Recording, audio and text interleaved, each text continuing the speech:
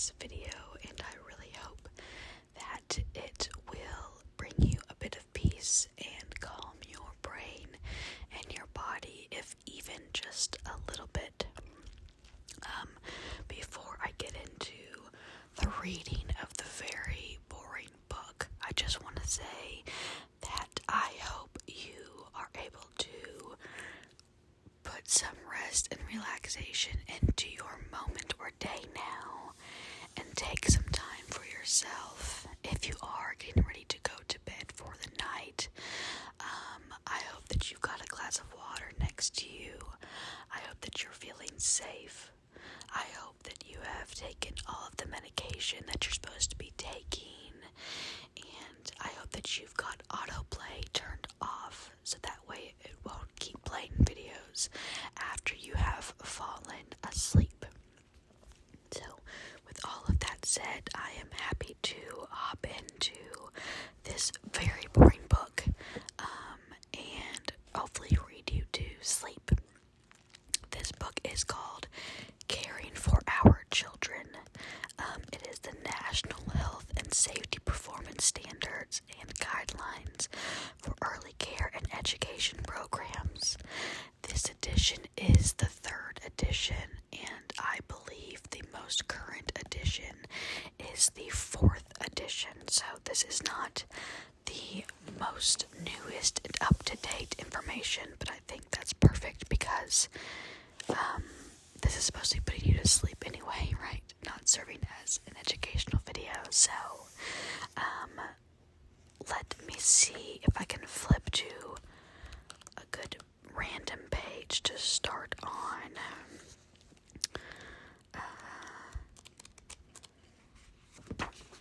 Okay. Oh, gross. We won't do this one. That's on sewage and garbage. We will skip that section.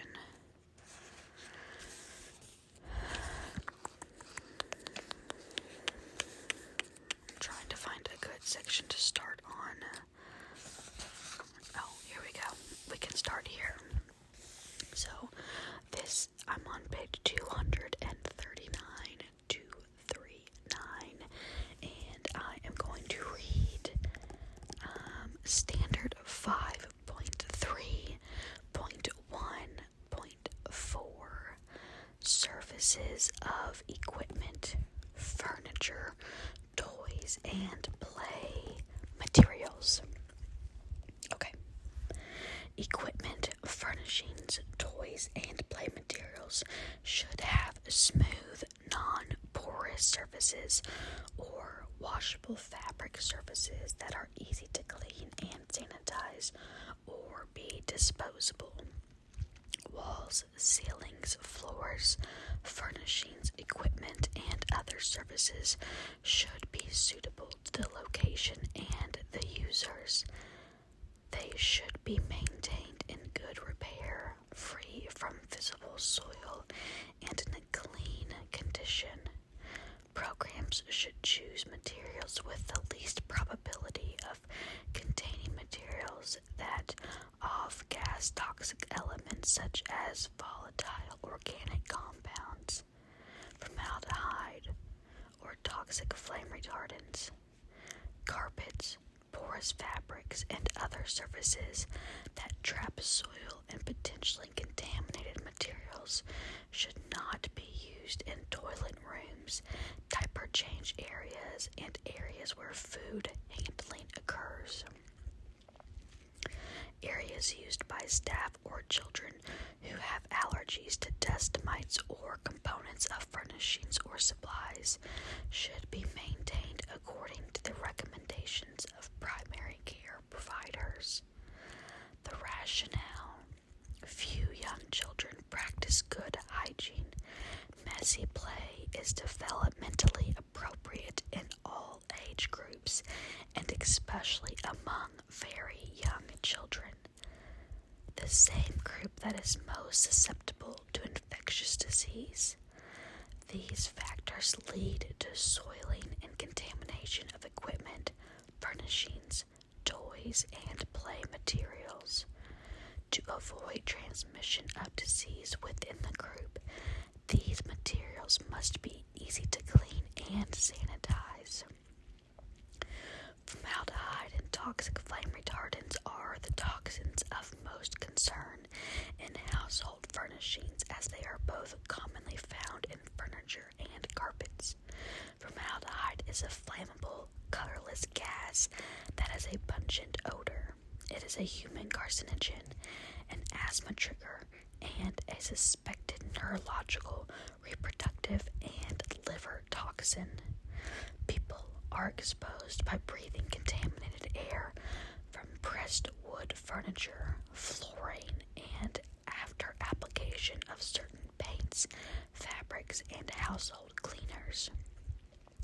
Toxic flame retardants are widely used in furniture foam, carpet padding, back coatings for draperies and upholstery, plastics, building materials, and electrical appliances.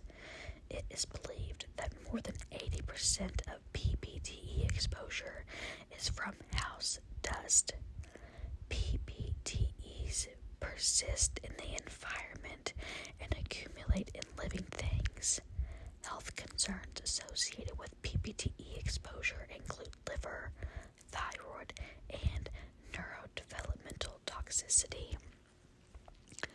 Carpets and porous fabrics are not appropriate for some areas because they are difficult to clean and sanitize.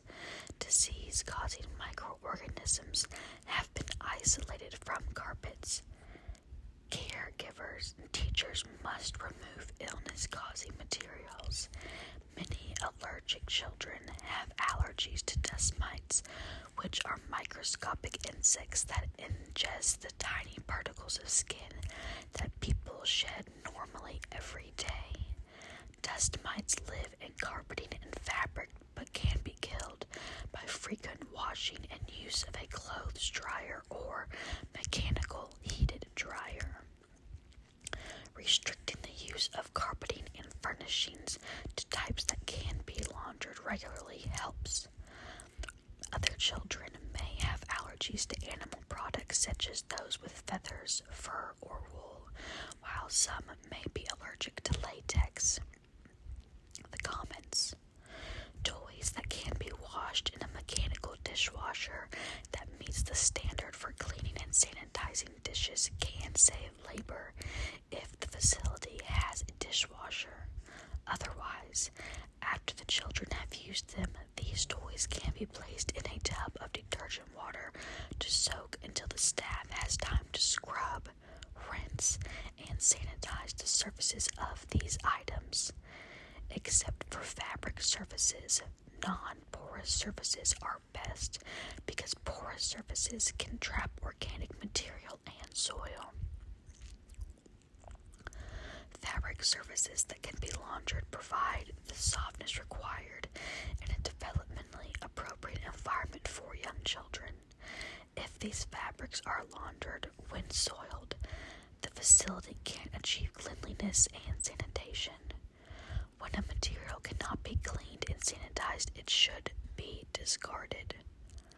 One way to measure compliance with the standard for cleanliness is to wipe the surface with a clean mop or clean rag, and then insert the mop or rag in cold rinse water. If the surface is clean, no residue will appear in the rinse water. Disposable gloves are commonly made of latex or vinyl. If latex-sensitive individuals are present in the facility, only vinyl or nitrile disposable gloves should be used.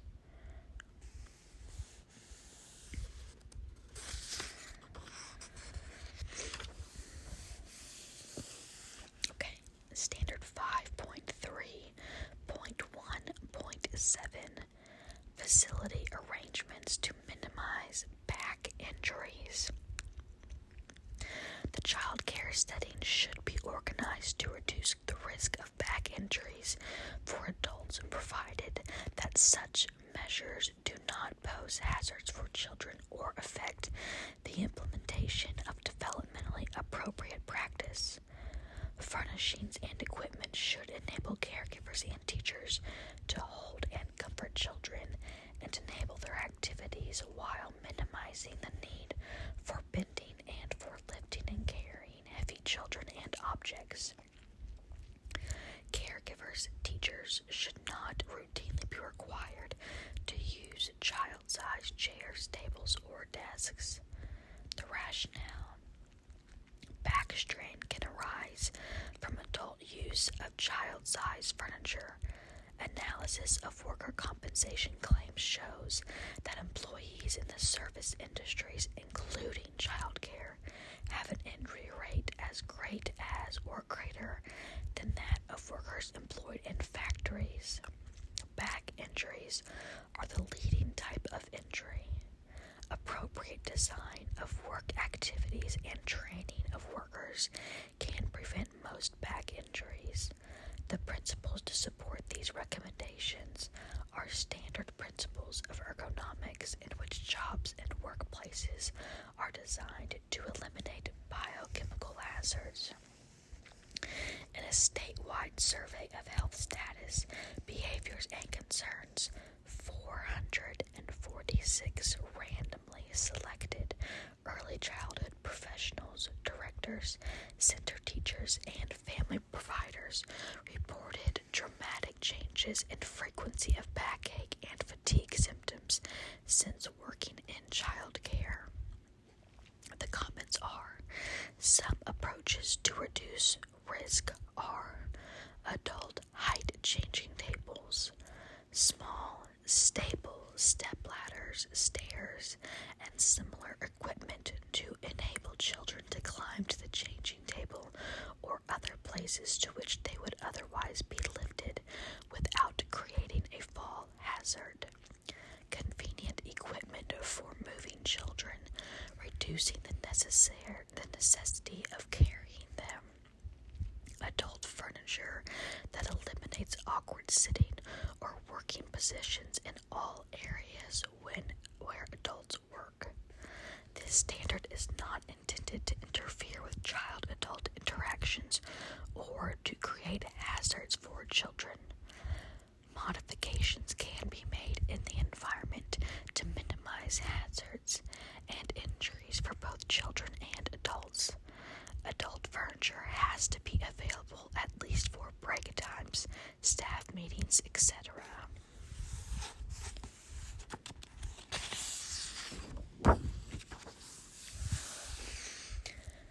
Standard 5.3.1.11 Exercise equipment. Children should not be permitted to have access to equipment intended for adult exercise. The rationale: exercise equipment can be potentially hazardous to young children, especially if unsupervised. The U.S. Consumer Product Safety Commission estimates that each year about 8,700 children under 5 years of age are injured with exercise equipment. There are an additional 16,500 injuries per year to children ages 5 to 14. Types of equipment identified in these cases include stationary bicycles, treadmills, and stair climbers. Fractures and even amputations were reported in about 20% of exercise equipment-related injuries. These types of equipment may be attractive to young children because of their size and the inability to store after use. Equipment should be placed or stored in rooms that can be secured from children's access.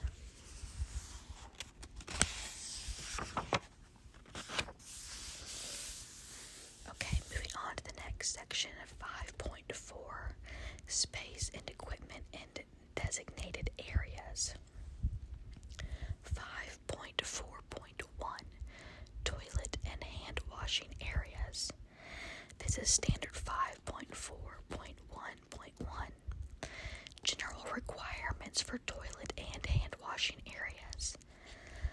Clean toilet and hand washing facilities should be located in the best place to meet the developmental needs of children. For infant areas, toilets and hand washing washing facilities are for adult rather than child use. They should be located within the infant area to reduce staff absence. For toddler areas, toilet and hand washing facilities should be located in or adjacent to the toddler rooms. For preschool and school-aged children, toilet and hand washing facilities should be located near the entrance to the group room and near the entrance to the playground. If both entrances are close to each other, then only one set of toilet and hand washing facilities is needed. The rationale: young children have poor bowel and bladder control and cannot wait long when they have to use the toilet. Young children must be able to get to the toilet facilities quickly. Staff must have easy access to hand washing facilities to wash their hands at the times when it is appropriate and still maintain supervision of the children. Standard 5.4.1.2 Location of toilets and privacy issues. Toilets should be located in rooms separate from those used for cooking or eating. If toilets are not on the same floor as the child care area and not within sight or hearing of a caregiver or teacher, an adult should accompany children younger than 5 years of age to and from the toilet area.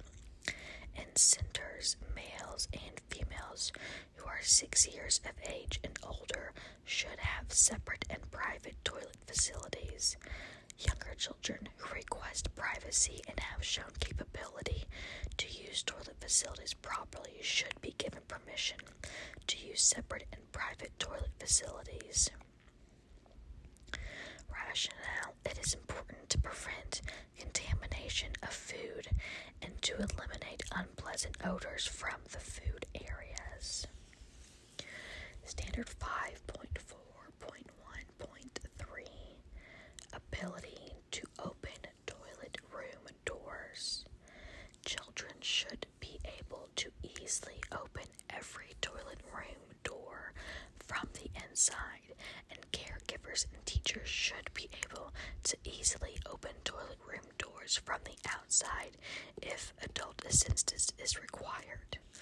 The rationale: doors that can be opened easily will prevent entrapment. Standard 5.4.1.4 Preventing entry to toilet rooms by infants and toddlers.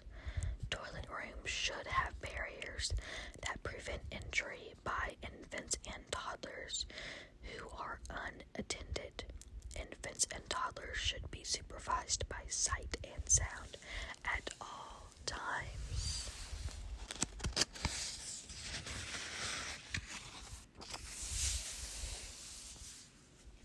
Standard 5.4.1.8 Cleaning and disinfecting toileting equipment.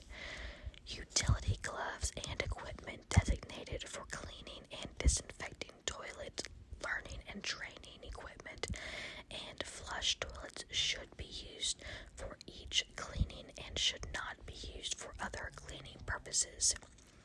Utility gloves should be washed with soapy water and dried after each use.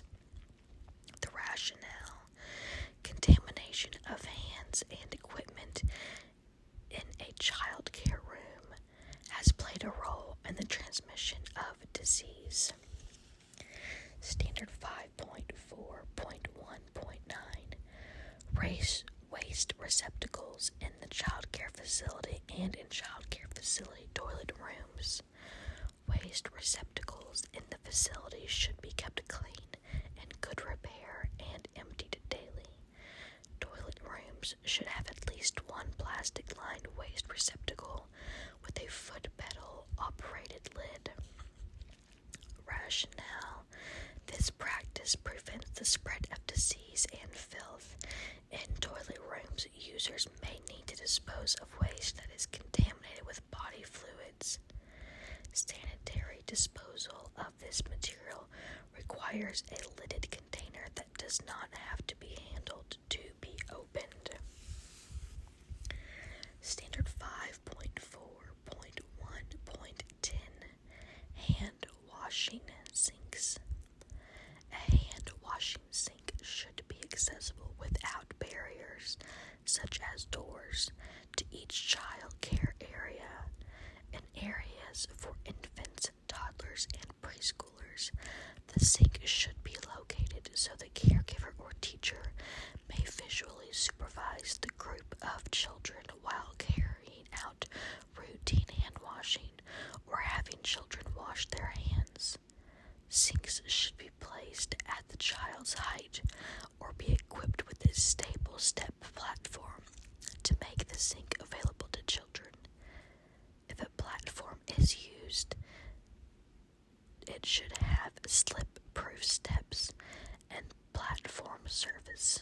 Also, each sink should be equipped so that the user has access to water at a temperature of at least 60 degrees Fahrenheit and no hotter than 120 degrees Fahrenheit.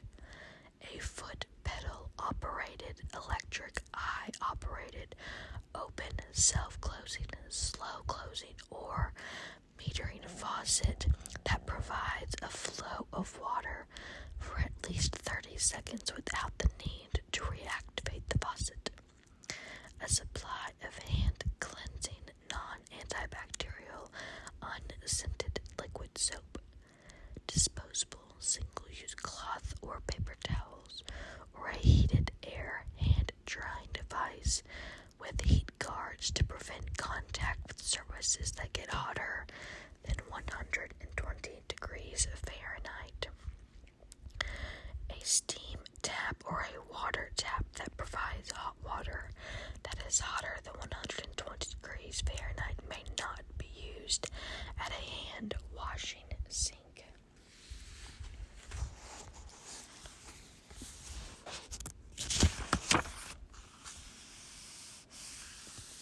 Standard 5.4.2.3 Hand washing sinks for diaper changing areas in homes.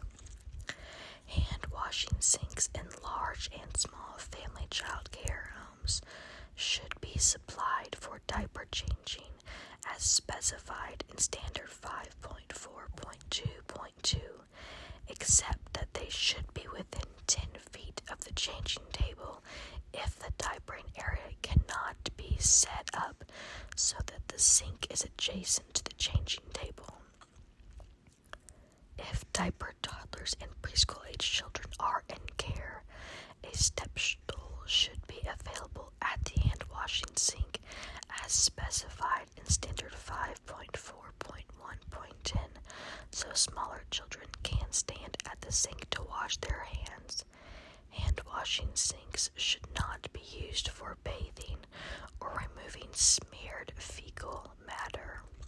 Rationale: when children from more than one family are in care, the diaper changing area should be arranged to be as close as possible to a non-food sink to avoid fecal oral transmission of infection.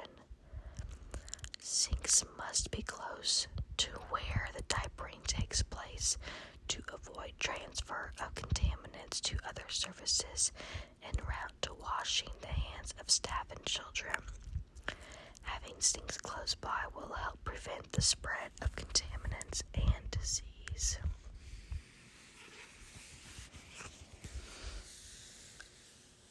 We will stop at that standard for tonight.